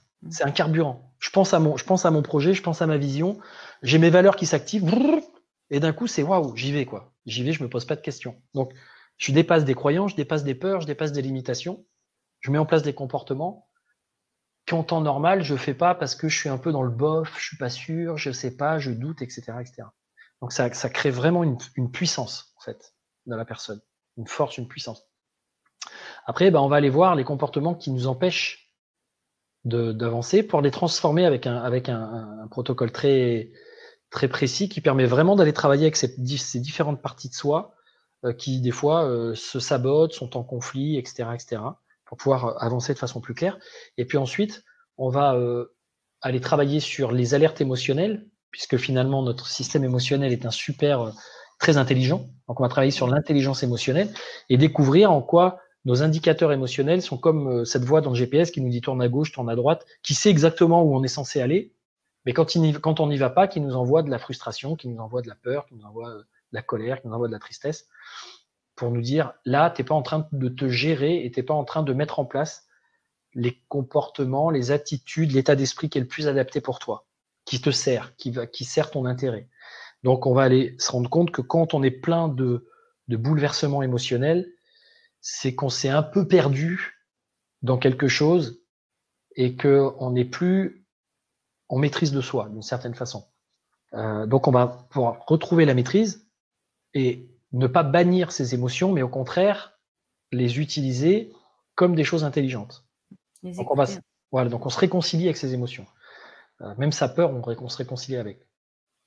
Et il va y avoir après tout un travail sur les croyances, puisque finalement, en fin de course, il y a toujours il peut toujours y avoir ces croyances, ces constructions de pensée, d'une certaine façon, qui nous limitent. Par exemple, je ne peux pas être libre parce que je suis une femme. Par exemple, il y a des personnes qui pensent comme ça. Oui. Je ne peux pas gagner de l'argent parce que je viens d'une famille où on était des gens moyens, modestes, par exemple. Je ne peux pas entreprendre parce que j'ai pas fait d'études d'entrepreneur ou de commerce ou de trucs comme ça. Je peux pas devenir coach ou thérapeute ou accompagnant parce que je suis designer ascendant vendeur. Ça quelque chose peut-être. Comment? Il y a un peu ça me rappelle quelqu'un. Ça me rappelle quelqu'un. Bon, le fait est que en fait, on peut le faire. On peut se dépasser, on peut se transcender parce qu'en fait, qu'est-ce qui fait que moi, par exemple, j'ai pu justement, au travers de tous ces processus là que je vais amener les gens à vivre pour accélérer leur transition, leur réorientation, le changement. Moi, j'ai fait ça pendant des années. En fait, ça a pris un temps fou pour que ça se fasse, parce que je l'ai fait moi-même en autodidacte au fil de l'eau avec des formations, des trucs. Mais qu'est-ce qui fait malgré tout que j'y suis arrivé? C'est qu'au fond, j'étais fait pour ça. C'est-à-dire qu'avant, j'aimais pas lire. J'ai jamais lu un bouquin jusqu'à l'âge de 25 ans, jusqu'à ce que je lise La prophétie des Andes et que je découvre d'un coup un bouquin qui parle à quelque chose en moi, qui me met les poils et qui dit waouh, des gens qui écrivent des livres, qui pensent comme moi ou qui pensent des choses un peu similaires à ce que je crois de la vie, qui sont totalement antinomiques avec ce qu'on m'a éduqué dans mon éducation, mais en tout cas, ça me parle. Et là, j'ouvre le champ avec plein d'autres choses, de la psychologie, etc. Et je me retrouve à comprendre, à lire vite, comprendre, intégrer, répéter, dire aux gens, alors que je suis incapable de mémoriser les paroles d'une chanson, souvent j'ai même pas les noms des chanteurs, etc. je me retrouve à sortir des bouquins que j'ai lus il y a 5 ans en disant telle étude, c'est tel gars qui a écrit le bouquin, c'est telle personne qui a fait ci, etc. Donc, d'un coup, je me rends compte que mon système, il est fait pour ça, en fait. Depuis que je suis petit, j'écoute les gens et je leur pose des questions et je mets en lumière chez eux des dynamiques où ils me disent « Ah mais oui, t'as raison, j'avais pas conscience de ça, etc. » Sauf qu'avant, je le faisais à la sauvage. Donc, il y en a qui appréciaient, des amis, puis il y en a d'autres, ça les saoulait. Parce que à chaque fois, je disais « Mais tu dis ça, tu fais ça. » Et ils me disaient « Non, mais arrête de venir à l'intérieur de moi, là, tu dis des trucs, personne ne le sait, je veux pas que ça se sache. » Et voilà, j'étais un peu surpris en me disant « Ah bon, mais je pensais que ça allait t'aider. » Mais non, c'est du sauvetage à la sauvage. Donc, la personne, elle le prend mal. Oui, tu deviens persécuteur, cher sauveur. Exactement, le sauveur devient persécuteur. C'est qu'en fin de compte, je me suis aperçu que, après, en étudiant, en se formant, en se faisant accompagner, avec le temps, avec l'expérience, je pouvais aller vers ce métier-là. Je pensais que ça prendrait, quand j'avais, il y a 10 ans de ça, je pensais que ça prendrait 15 ou 20 ans pour que je puisse arriver à commencer à faire ce métier. En me disant le temps que je fasse ça, le temps que je fasse ça, le temps que je me forme, le temps que j'ai l'argent pour me former, le temps que je prenne du temps pour me former, le temps que machin. Bon, j'imaginais un temps fou. Alors qu'en réalité, j'ai commencé à faire ce métier il y a 10 ans. En fait, en quelques mois, je suis passé je me suis lancé dans l'action et au fil de l'eau, je me suis formé, j'ai élargi ma pratique, mes compétences, mes connaissances et je suis rentré dans ce métier-là beaucoup plus vite que ce que je croyais. Mais parce que j'avais compris ce que je cherche à faire comprendre au travers de cet accompagnement aux gens, c'est que j'avais compris comment utiliser ma mécanique intérieure et surtout je me laissais guider par elle. Dans le sens de faire confiance à mon inconscient, comme dirait notre ami Milton Erickson. Fais confiance à ton inconscient, il sait ce que tu ne sais pas que tu sais. Pour avoir une petite confusion mentale. Ben, c'est exactement ça. Le jour où j'ai compris ça, je le faisais avant, mais en ayant l'impression d'être un peu têtu et rebelle. Et en fin de compte, je me suis aperçu que ben non, c'était pas que j'étais têtu, rebelle ou je sais pas quoi. C'est que j'étais là pour créer quelque chose, pour aller dans une direction. Mais c'est juste que mon environnement, lui, il n'était pas d'accord. Mon environnement direct. Mais depuis que je suis rentré dans ce milieu, je suis dans un environnement où je nage comme un poisson dans l'eau. Parce que autour de moi, j'ai beaucoup de gens qui sont dans cette dynamique. Et du coup, je suis plus quelqu'un de bizarre, d'atypique. Mon côté haut potentiel ou multipotentiel a trouvé son utilité finalement dans ce que je fais. Donc c'est le cas pour tout le monde, c'est le cas pour vous, toutes les personnes qui nous écoutent. Il y a cette possibilité-là, même si l'esprit dit ouais, oui, d'accord, ah bon, etc. Ça passe par la pratique en fait. C'est ça le truc. C'est que moi, mes lectures, pendant des années, j'ai lu, mais il y avait quand même des tas de choses que j'appliquais pas, que je concrétisais pas, parce que j'étais pas dans l'application, j'étais pas dans le vrai travail. Je connaissais la PNL et l'hypnose dans les livres, mais connaître la PNL et l'hypnose dans les livres, c'est comme ça, apprendre à faire du vélo dans un livre. Le jour où on te met en haut de la montagne sur un VTT et qu'on te dit « Ah, t'as appris à faire du VTT dans un livre », bah maintenant tu montes sur vélo pour la première fois, puis tu descends la montagne. Oui. C'est pas la même expérience. C'est comme disait Einstein. J'aimerais bien vivre en théorie parce qu'en théorie, tout se passe bien. Voilà. Donc, là, l'idée, c'est de passer de la théorie à l'application, à la pratique, à l'incarnation, en fait. Incarner ces fameuses valeurs que vous avez. Transformer ces fameuses émotions qui vous contraignent, qui vous mettent une boule dans le ventre, qui vous pressent la poitrine, qui vous font avoir des pensées, comme je dis, dans un monde qui change, mieux vaut penser le changement que changer le pansement. Souvent, c'est ce qu'on fait, on change le pansement en permanence pour aller mieux, avec un petit truc par-ci, un petit truc par-là, alors qu'en allant véritablement profondément changer le pansement, penser le changement, pardon, on redéfinit quelque chose et c'est un peu comme reprendre un terrain sur lequel il y a eu beaucoup de mauvaises herbes qui ont poussé et se dire, OK, j'arrête de me plaindre, j'arrête d'enlever cette herbe-là pour y planter une tulipe et puis je reviens après, il n'y a plus de tulipes parce que les mauvaises herbes.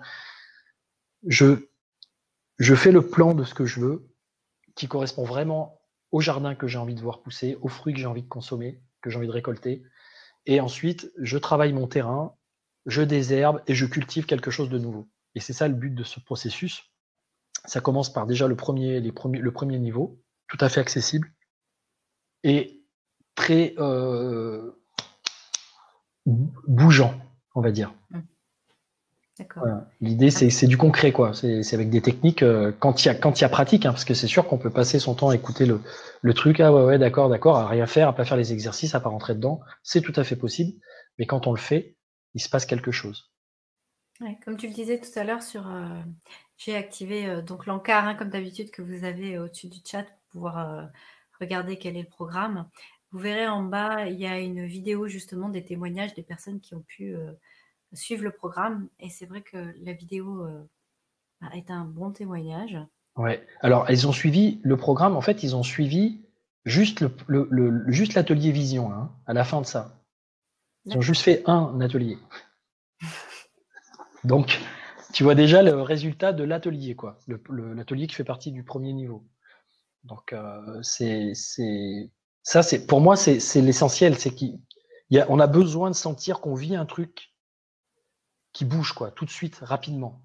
Alors là, ce soir, c'est pas spécialement l'endroit pour travailler sur ces choses-là. L'idée, c'était de vous expliquer un peu la dynamique et ce qu'on peut mettre en place. Vous pouvez découvrir effectivement, comme tu disais, donc sur la page qui explique un petit peu tout ça, avec des vidéos qui vous donnent aussi d'autres explications. Il y a un autre webinaire d'ailleurs avec Cédric Dupuis qui apporte les choses encore d'une autre façon, avec un exercice d'ailleurs dans ce webinaire que vous pouvez donc suivre gratuitement, un petit exercice rapide qui vous permet d'aller transformer un peu votre état de conscience pour percevoir la différence que ça fait dans votre façon de vous penser, de penser à votre avenir, de penser à votre façon de gérer votre vie actuellement par rapport à l'ambition que vous avez. Je vais essayer de vous trouver le lien justement du webinaire avec. Ce qu'il faut savoir, c'est qu'une forte ambition qui va stimuler, on va dire, des circuits dopaminergiques dans notre cerveau, qui va mettre en lien, parce qu'on n'a pas parlé de neurosciences ce soir, mais je suis aussi très intéressé par tout ça, qui va permettre d'activer en nous le système de l'envie, de l'enthousiasme, etc., du désir. Si jamais elle trouve pas satisfaction, cette ambition, alors là, qu'est-ce qui se passe? On chute dans la frustration et on se sent, on tombe dans des schémas et dans un cercle vicieux de schémas émotionnels, de ressentis, de dévalorisation qui nous plombe en fait. Donc, plus mon ambition est élevée, plus je sens qu'au fond de moi, il y a quelque chose qui a une ambition élevée, que ce soit spirituelle, matérielle, professionnelle, familiale, d'amour, etc. Plus mon ambition est élevée, et plus si je ne mets pas en place un certain nombre de choses pour tenter d'aller la satisfaire, eh ben, je vais chuter dans des états de frustration inversement proportionnels. Donc, des fois, on a l'impression qu'on est au fond du gouffre, mais c'est juste parce qu'à un moment donné, c'est comme si on avait un peu abandonné l'idée qu'on puisse satisfaire nos ambitions. Et c'est ça qui est dommage, c'est qu'il suffit de pas grand-chose au niveau du travail sur soi. C'est pas quand on est accompagné, quand on suit les bons processus, il suffit de pas grand-chose pour remettre de l'ordre dans tout ça, pour ressentir de nouveau une émergence de quelque chose, ressentir une énergie d'envie, une énergie de confiance, une énergie de facilité, sortir du trou beaucoup plus vite que ce qu'on croit et commencer à monter sur la montagne beaucoup plus vite que ce qu'on croit. C'est l'histoire de ce qu'on appelle en coaching, on appelle ça la taille des marches. Quand la marche est trop haute, c'est bien compliqué de la monter, mais si on la divise en plusieurs marches, finalement, c'est beaucoup plus Et ben, accessible. c'est exactement ça, c'est la fameuse méthode Kaizen, hein, les petits pas, effectivement, qui font qu'on prend confiance au fur et à mesure. Mais si on a une vision claire, en fait, si on a une vision claire, si on connaît nos valeurs, qu'on connaît l'identité dans laquelle qu'on a aujourd'hui et l'identité, l'être qu'on a envie d'être, l'identité qu'on a envie d'avoir d'une certaine façon, notre identité idéale, notre self idéal. Si on prend conscience qu'on a un faux self, qu'on a une identité qui est encore plus transcendante, encore plus belle que ça à révéler, qu'on connaît son système de valeurs, parce que c'est le système de valeurs qui est sous-jacent à ça, qui va nous donner de l'estime ou pas, qu'on développe une vision en fait qui nous clarifie le chemin, qui nous dit ah ouais en fait ce truc-là, cette réalisation-là, ces objectifs-là, que ce soit faire des pains au chocolat, de la couture, de la peinture, ou réaliser une entreprise qui fait des millions, peu importe, si je vais vers ça, je sens que je vais être nourri profondément et que ma vie va prendre le sens et je vais me trouver à ma place. À partir du moment où j'ai ça, ben, je commence à avoir, on va dire, l'envie d'organiser, de mettre en place les actions qui sont nécessaires et de rentrer dans une relation avec les autres, avec le monde qui est, on va dire, interdépendante, d'autonomie, c'est-à-dire on s'entraide. Je vais trouver des ressources, je vais des gens qui vont m'aider, etc., etc. Et à partir de là, on va pouvoir enclencher un processus d'évolution et un cercle vertueux vers de la satisfaction. Super. Tout un programme. Je pense que ça a été bien explicité et présenté, en tout cas au niveau du programme. Comme je vous l'ai dit, en cliquant donc sur le lien qui est au-dessus du chat, vous pouvez voir le programme en entier et en détail, sachant que c'est Alors, sachant qu'aujourd'hui, il y a quatre sessions qui ont été déjà faites, donc qui sont en replay, mais qu'il y a encore des sessions plus tard. Donc, tous les 15 jours, il y a une session que je fais en live avec les personnes. Donc, pour des personnes, par exemple, qui souhaiteraient rejoindre le programme complet, vous aurez la possibilité. Alors, il va falloir rattraper le temps perdu sur une semaine ou 2 semaines, là. Donc, ça a demandé un peu d'intensité. Mais derrière, vous avez la possibilité de rejoindre le programme en live et de faire partie de la team qui avance jusqu'à mi-juin. Voilà. super, ce qui est intéressant. En plus, la dynamique de groupe, comme ça. Ouais, il y a un Facebook, on a un Facebook là, les personnes, WhatsApp, etc. Ils se parlent, ils s'aident, ils s'entretiennent entre eux pour se faire les exercices entre eux quand il y a des exercices à faire avec quelqu'un, etc., etc. Donc c'est une très bonne dynamique, c'est très sympa. Ok, bon, je vois qu'il n'y a pas particulièrement de questions, donc je vous remercie. Il nous reste à te remercier pour cette belle conférence. Merci pour ce que tu as apporté et tes explications aussi. Merci à ceux et celles qui ont participé. Je pense que tu as été très explicite parce que finalement, il n'y a plus tellement de questions. Ouais. Oui, peut-être que j'ai été un peu dans l'intensité ce soir, j'ai une grosse énergie. J'espère que les gens ne se sentent pas intimidés ou quoi que ce soit. Eh bien, écoutez, en tout cas, ravi d'avoir passé cette soirée. Merci pour tes questions judicieuses et d'avoir aussi permis du coup les échanges et d'élaborer autour de ça. C'est toujours intéressant pour les gens, même pour nous d'ailleurs, personnellement. Oui. Donc, merci à Paul pour ses participations, à Marie, à Anne, à Naïma, à Maryse. Et je vous dis, écoutez, à une prochaine fois. On peut se rencontrer en direct, en live, en individuel si vous me contactez pour de l'accompagnement individuel. Vous pouvez venir sur des formations de PNL. Vous pouvez suivre le programme en ligne si vous le souhaitez. Il y a plein de possibilités d'avancer. Donc, je vous dis, je vous souhaite bonne route en tout cas, et peut-être qu'on se retrouvera à un moment sur le chemin, quoi. Merci Guillaume, merci à tous, à toutes. On vous souhaite une belle soirée. Oui. Ah non, c'était merci Guillaume, c'est bon. Belle soirée. Allez, bye bye. Moi, je vous dis à bientôt et faites ce qui est bon, juste et utile pour vous, comme d'habitude.